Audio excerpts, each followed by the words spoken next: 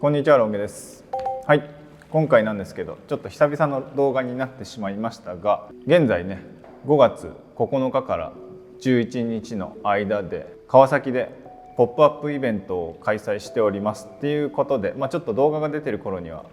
イベントは終わってしまっているんですけども、その翌週というか、この数日後、5月の16から18日で今回の内容と同じ内容のポップアップを大阪ね、本町の会場にて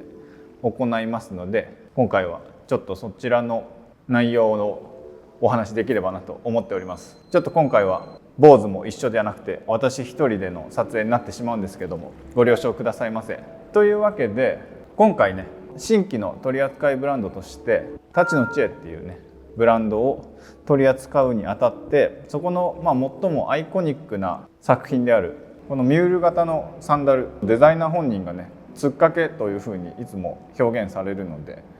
つっかけっていうのが正しいのかもしれないんですけど、この宮司っていうね作品の受注会兼春夏の新作たちのねポップアップイベントということになります。はい、この立ちの知恵以外のね作品に関しては、D セカンドの春夏作品、あとアビバジフェシューの春夏作品、それとリキッドイマジネールのザ・イマジナリウムっていうシトラスをテーマにした9種類の最新コレクションと、香港のオディティというブランドから新作が届きましたので、それらを大阪にも持っていきます。で、この立ちの知恵のつっかけ宮司なんですけども、宮司っていうのは神社にいらっしゃる宮司さんの、その宮司さんが履いている靴からインスピレーションを受けたこのつっかけっていうことでね、宮司という名前が付けられている作品になっていて、この作品はブランドのもう数年前からある作品なんですけど、この年々ね作りだったりデザインが徐々にアップデートされていって、今回ねラウンジサイでご紹介させていただくにあたって、また新たにね作りのね仕様が変更されていたりだとか、あとはこちらのね今本当このポップアップに直接持ち込んでもらうぐらいギリギリに完成したサンプルなんですけども、これがこのアッパーにグイディのホースを使用した宮司になります。これも今回が初めてのリリースということになりますね。で、この立ちの知恵っていうデザイナー本人の経歴などをお話しすると、石川県在住でこのメンズのシューズのみを今は行っている方なんですけど、もともとは建築を学んでいたということで、その後に大手の服飾のデザインを仕事にされていて、年間にもう1200着とかデザインするような、本当に大量に作るみたいな、そういう仕事をされていたみたいですね。そこからご自身のブランドとして独立されるんですけども、当初は結構ウィメンズの洋服だったりカバンとかそういったものも作っていて、多分この1年ちょっとくらいじゃないかなと思うんですけど、今はもうメンズの靴のみに専念してやっているっていうことで、私がこのブランドを初めて見に行ったのが2023年の秋とかなんで、ちょうど本当1年半前ぐらい。その時はまだギリそういうカバンとかも一部あったかなって感じだったんですけど、メインはでも靴にもうその時はほぼなっていたような印象があります。はい。でそこからなんだかんだ1年半ほど経って今回お取り組みさせていただけることとなりましたけども、その間にもねやっぱりいろいろ私としてもうちでやるにあたって少しこういうところを仕様変更したいみたいな要望を出させていただいて、その一つがこのインソール。これがこっちがね過去のものなんですけど、もともとはねヌメ革を使われてたんですよ。それが私はどうしても黒がいいっていうふうに言って、それで新しくね黒が採用されました。はい。なんでこれ私が黒がいいって言ったかっていうと、単純に黒っていう色の方が私が履きたいなって個人的に思ったっていうのもそうですし、このヌメだとねどうしてもこの汚れというか傷とかが目立ってくるんですよね、使用するにあたって。そこが私はこの何年も長く履いていくっていう上でそれがねすごく気になってしまって、特に宮司ってもうかかとがない、本当まさにつっかけみたいな感じなので、靴を脱いだ時にここのインソールがね結構ちゃんと見えるんですよ。なのでそこで私がこうヌメのインソールに、汚れが目立ってくると結構なんかあんまり気持ち的に嫌だなっていうのがあって、どうにか黒にできませんかっていう話をして、でタッチノさんがいろんなねレザーを探して試していただいたところ、最終的に今回チャールズ・F・ステッドっていうイギリスの老舗レザーメーカーなんですけど、そこの鹿革の黒が採用されました。鹿革っていうのはすごく柔らかくてなおかつ丈夫だっていうこともあって、このインソールとして使用するにもすごく適した素材だっていうことでね、今回から黒いインソールになっております。はい、このグイディの革を使って、靴を作るブランドは他にもたくさんねあると思うんですけども、その中でもこういうかなりシュッときれいめな方で作っていくっていうのはなかなかちょっと珍しいというか、なんかそこのギャップがすごくいいのかなって私は思いますね。でこのね裏とかもね含めてめちゃくちゃ綺麗なんですよ。本当にこのなんていうの、ここの裏を見ると皆さん美しすぎて傷つけたくないですねって言ってくださるぐらいの本当に綺麗な作りをしていて、あとねこのアッパーが1枚で形成されてるっていうか、ここの入り口のところでこうやって折り返されてるんですけど、それを1枚パタって折り返したのをこうやって釣り込みしてるんですよね。なので内側に何にもこのアッパーはスティッチがないんですよね。それも含めて非常にこの履き心地がいい、足に本当に吸い付くような、包み込まれるような感触がある、本当にね革もやっぱりグイディってことでしなやかで経年もすごく楽しめそうなね、いいシワが入ってきそうな革なんですよね。この靴自体はマッケーなので非常にこのコバのせり出しとかも少なくてめちゃくちゃミニマル、すごくシャープな作りになってます。なんですけど、通常マッケーってそのオールソールするにもそのスティッチを切ってもう一回貼り直すみたいなことをしていく上で、2,3 回程度しか直せないっていうふうに言われているところ、これはこのソールが2枚のレザーで構成されていて、上のレザーとこのアッパー部分を縫い合わせて、この2枚目この直接地面に触れる方はセメント製法でペタッと1枚目とのり付けされてくっついているような形なので、仮にこのソールがかなりダメージしてオールソールが必要だとなった場合でも、この1枚目だけそののり付けされている部分だけベロッと剥いでまたペタッて貼り付けることで、この1層目とこの上のスティッチ自体傷つけることもないので、このアッパーだとかこの1層目がよっぽどダメージを受けていない限りはマッケーなんですけど半永久的に修理しながら履き続けることができるっていうね、そういう仕様になってます。そういうの2層に分けて作るっていう作りも今回のこのグイディのこのサンプルで初めて採用された仕様ってことで、もう本当この数年のアップデートを繰り返して、現時点でタチノチエの最高峰の作りが集結した一足となっております。はい、でね、こうやって今私が合わせているのはこのパンツがジン&トニックのフェルメール、ちょっともうオンラインでは完売してしまっているんですけど、このクロップト丈でちょっと細身のシルエット、これが実はオンラインでは私グイディ・ロゼリーニのブーツと合わせるために作ったっていうようなことを書いてあって、それは確かに正しいんですけど、本当はグージと合わせたかったっていうのが結構大きいんですよね。っていうのもこのタチノさん本人がインスタグラムでご自身の着用写真を上げている時に結構ね細いパンツでちょっと丈が短めにグージを合わせるっていうスタイルをやっていて、なんかめちゃくちゃ似合ってるなと思って、その立ちのスタイルを私なりの解釈でうちのスタイルに落とし込んだらどうだろうっていうところで、この細身でハイウエストでこの丈が短いっていうねパンツを、当時はねタチノチエを取り扱いますってことを皆様には公にしなかったので、そこの部分はねあえて伏せて書いていたんですけど、そういう経緯も実はありました。でちなみにこの今着ている上のジャケットは D セカンドの春夏新作の新しい形で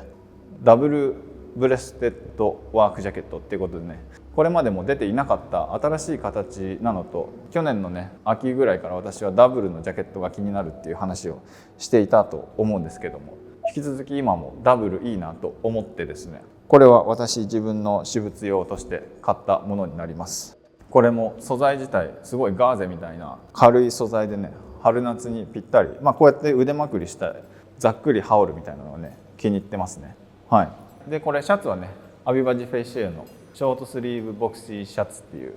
半袖なんですけど、で夏はね私やっぱり半袖着たいんですよね、暑いんで。でそういう時に足元どうしようかなって思ってたんですよ。もちろんこれまでそのロゼリに履いていたりしてそれもそれで気に入っていたんですけど、私の中でこの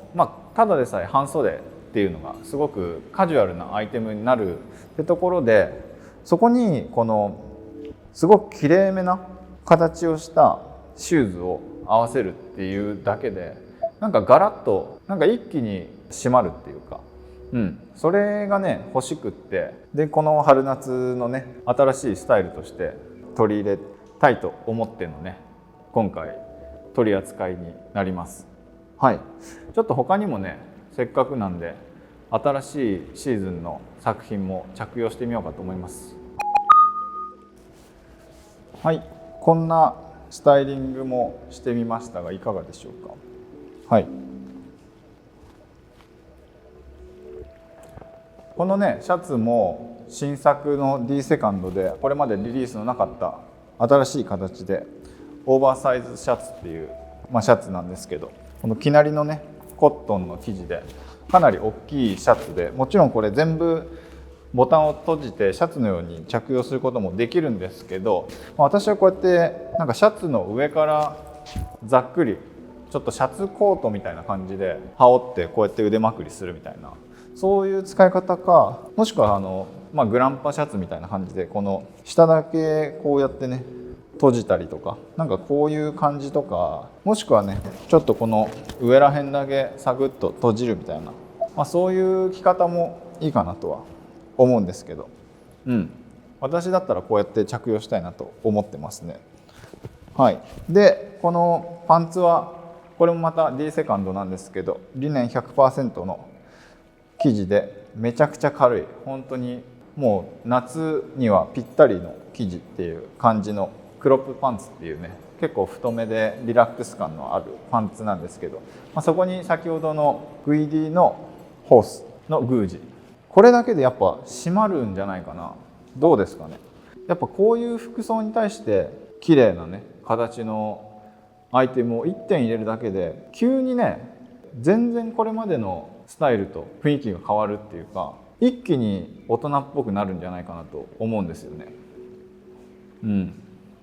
このスタイリング私結構気に入ってます。はい。このオーバーサイズシャツは私はこれミディアムっていうサイズを着用してみてます。でパンツはねスモールですね。はい。どうでしょうか。はい。というわけで夏のスタイルということでね、昨年の夏から私はもうこのショーツを押しに押しまくってるわけですけども、このショーツもね昨年うちでも大変ご好評いただきましたジン&トニックのバロックショーツというショーツ、このショーツと宮司もね非常に合うんですよ。だってもうショーツってめちゃくちゃカジュアルになるんですけど、なんかここに例えば今履いているのがスウェードの宮司なんですけど、なんかそれだけでねなんかもうすごい上品な感じっていうか、なんていうんだろうね、このリゾート感みたいなのがね出るんですよね。ちなみにこの上はアビバジフェイシューの春夏で、これも私が個人買いした作品になりますね。こうやってショーツとも私はもう夏には合わせていこうかなと思ってます。なので本当去年ねバロックショーツ買ってくださったお客様にとってもこの宮司はね非常にいい選択肢になり得るんじゃないかなと思いますね。で、レザーに関してはこの今履いている茶色いレザーがスウェードなんですけども、このスウェードもこのグイディのホースの時にちょっと説明したこのインソールに使われている鹿革と同じくチャールズ F ステッドのスウェードになります。でこのチャールズ・エフステッドっていうのはこのスウェードがねもう非常に質が高いっていうことで有名なメーカーということで、これね一回こうやって素足で履いてみてほしいですね。本当にね多分びっくりするんじゃないかなと思います。うちのお客さんもこのグイディのホースとこのスウェードは結構迷われる方が多くって、本当にねこれはこの足の甲のふわっと包み込まれるこの柔らかさ、こんな靴は履いたことないって多分皆さん思うと思うんで、一度ぜひねこれも試していただきたい、そんなレザーになってますね。他にこの受注だとこっちにあるのが、リザードっていう、トカゲですね。トカゲのレザーが何種類かカラーが用意してあったり、あとはこのクロコダイル、私が自分用に買ったのもそうなんですけど、このクロコダイルのポロサスっていうのは、クロコダイルって何種類か種類があるんですけど、その中でももう最上級とされているクロコダイルの皮が、ポロサス、すごくしなやかで美しいレザーになっています。でね、しかもこのクロコダイルと、こっちのリザードも確かにそうなんですけど、片足に1頭ずつのクロコダイルが使われていて、合計2匹分使って1足が出来上がるっていうね。ここに実際に私のこれを作成した時の皮があるんですけども、こうやってわかるかな、こっちが頭ですよね。でここが尻尾になってて、このお腹の部分